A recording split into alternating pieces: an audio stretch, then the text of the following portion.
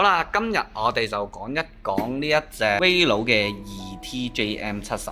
咁就因為上次啦，就有師兄呢話想睇一睇呢一隻 Airflow 咁樣，咁我哋亦都有隻 Overcurrent 嘅，咁啊喺倉底度炒好耐噶啦。咁啊，今日就拎出嚟同大家講一講。咁我哋今次呢，就可能講一講4 part 嘅，就會第一樣嘢就講一講呢個測試 Airflow 嘅時候啦。咁我哋就會睇一睇佢個硬件有咩問題啦。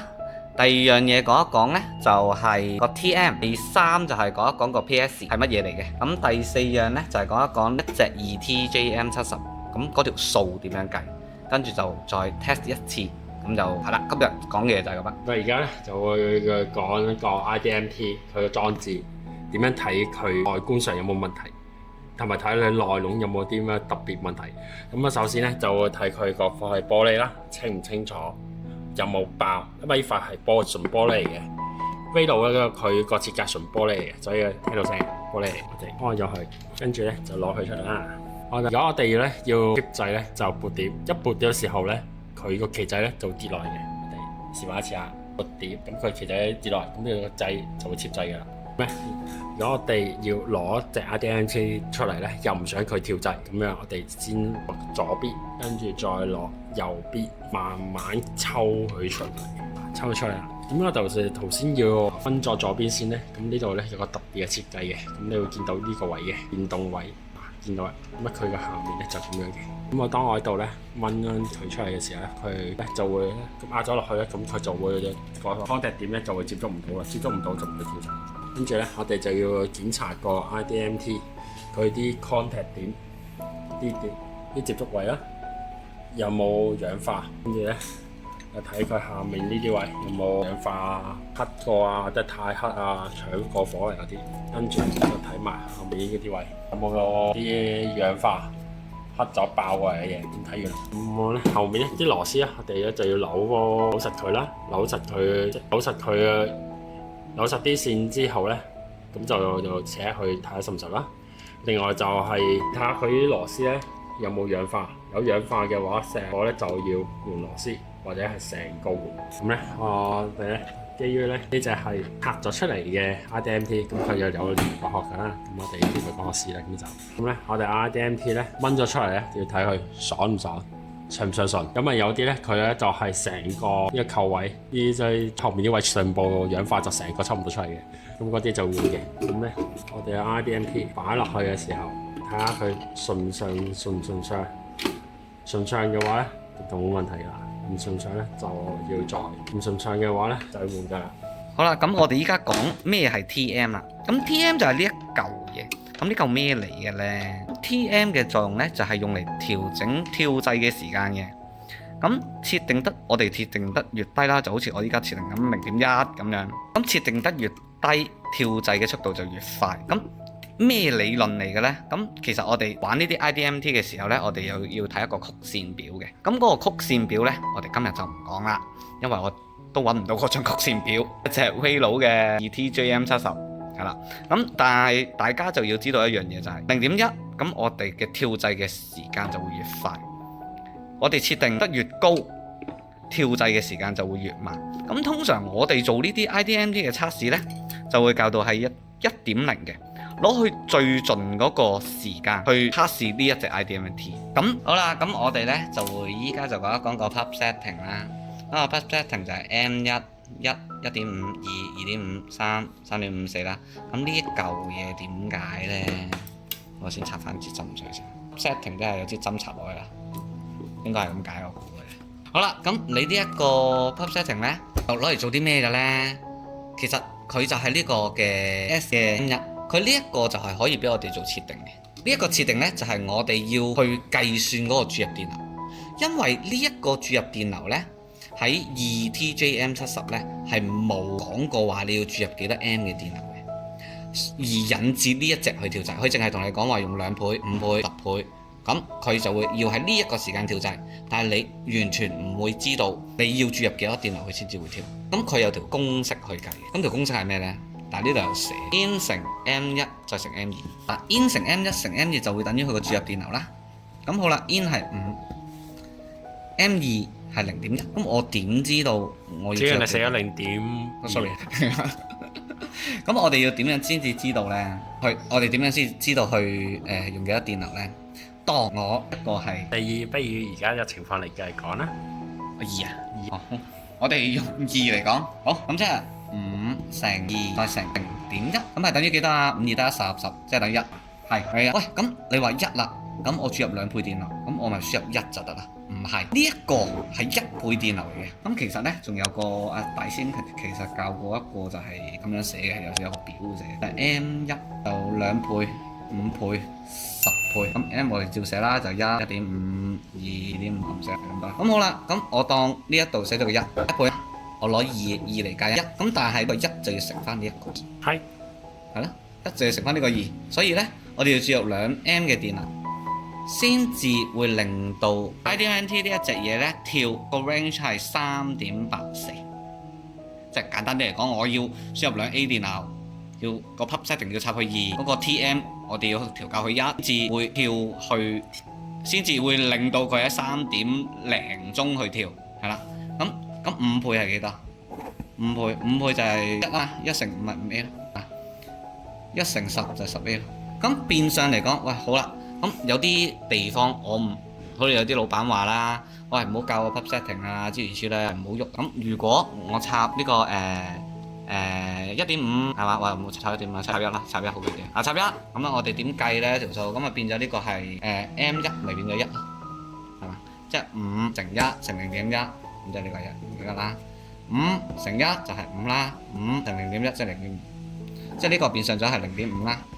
咁呢個係1倍電流，咁我就乘2，即係1，即係呢個1M，跟住呢就係0.5乘5係幾多？2.5，跟住呢個0.5乘10即係5啦，係啦。咁如果當我哋個 pub setting 唔係係個 PS 啦，我講 PS 啦。如果當我哋個 PS 啦，咁就插咗去呢個1嘅時候，如果 PS 插咗去1嘅時候，咁我用1A 嘅電流去 test 嘅時候，佢應該係 around 3.8幾會跳，因為佢有條曲線。點解阿師兄一開頭講呢話一定要呢個1.0嘅？因為佢個曲線表係咁噶，0.8類似啦嚇，跟住就跟住呢就係呢一度係2、3、4、5、6、7、8、9、10，跟住呢佢呢就會咁撚樣嘅，類似啦。呢段唔拍啦，有嘅。就講咯，俾人少都好啊，俾人少好啊。因為2倍呢，我哋就要插上嚟，之後睇翻呢一個時間係幾多。因為你有一日你哋係都要睇嗰個曲線圖，跟住呢，咁你10嗱，我哋睇2倍啦、5倍啦、10倍，咁就拉翻條線上去，就係幾多拉翻過嚟，跟住呢個就係時間，其實就係咁樣睇嘅。成日呢一個我拉過嚟呢個時間，如果我哋攞翻2TJM70呢一個嘅曲線圖，就係咁樣睇個時間，就係去翻2倍喺呢度，去翻1就係去翻呢個位，咁就係3.84。又類似係咁樣啦，大致上都係咁啊，係啦。咁好啦，咁當我哋知道咗呢一個同埋呢條式，咁我哋就開始去測試呢一隻 IDMT。因為你就算依家講理論點都好，俾你識晒，即係知道晒所有嘅算式去點樣計都好，你都係要做一個實操。因為好多人都係讀屎片嘅，好似大師兄嗰啲。係啦，咁啊下一步就等阿大師兄嚟示範一下點樣去注入一個電流，睇一睇翻。二師兄啊，我想問下，陳爺講啊，我想問下咧，呢個係個標準時間啦，咁我哋嘅誤差範圍係幾多至幾多咧？嗱，咁個誤差範圍咧，就可能就留翻俾觀眾去話翻俾我哋知啦。個誤差範圍其實誤差範圍都有啲人唔係好理解。有啲人講可能10%，有啲人可能講5%。咁其實究竟我哋呢個時間2倍時間啦，3.84，咁個正負可以係 around 係幾多呢？係啦，咁可能睇下有冇人留言識嘅話，可能就解下啦。係咯，其實說明書都有。好啦，咁啊等阿大師兄同我哋做一個注入電流嘅測試啦。我哋而家會進行 IDMT 嘅測試嘅。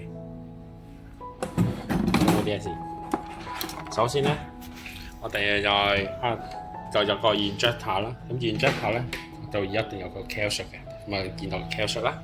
個 calshot 有個時間啦，叫係吻合個時間啦。呢部機咧，佢最大注入電流咧就去到50A 嘅，咁樣。佢呢部機咧，黑色線咧就代表個 contact， 紅色線咧代表 CT， 即係注入電流嗰條線。咁我哋個 contact 線就會夾3同埋4呢個位置，你就開始數1、2、3、4、90，咁就會夾3、4。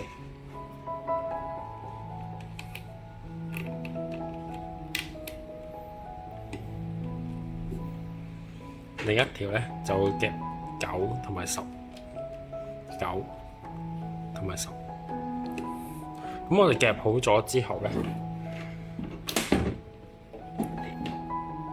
確定晒佢夾好咗之後，咁我哋就開始試。不過試之前咧，首先睇清楚，我哋係咪校到去 1.0， 係咪嘅 M1 校到去 2.0？睇清楚呢堆啦，咁我哋就開始注入個電流。咁咧就睇翻呢個數啦。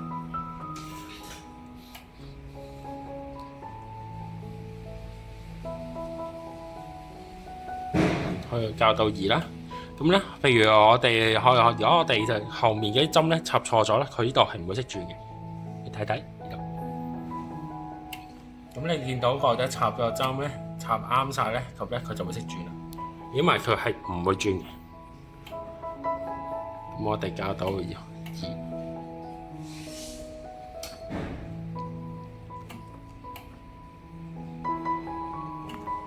而家校到2啦。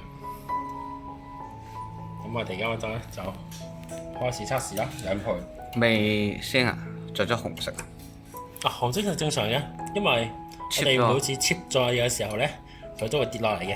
但當然當我哋做好晒所有測試之後，最支旗仔咧就要升翻上去嘅。咁咧，佢當個蓋度咧係有個 reset 掣嘅，即係個掣壓咗上去，咁佢就可以 reset 個旗仔嘅。好，咁我哋就試個 RDME 啦。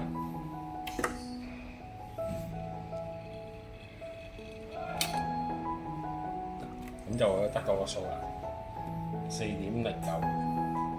4.09係得定唔得？4.09咧得唔得咧？就等觀眾話我哋聽得唔得。哦，OK，係咁多。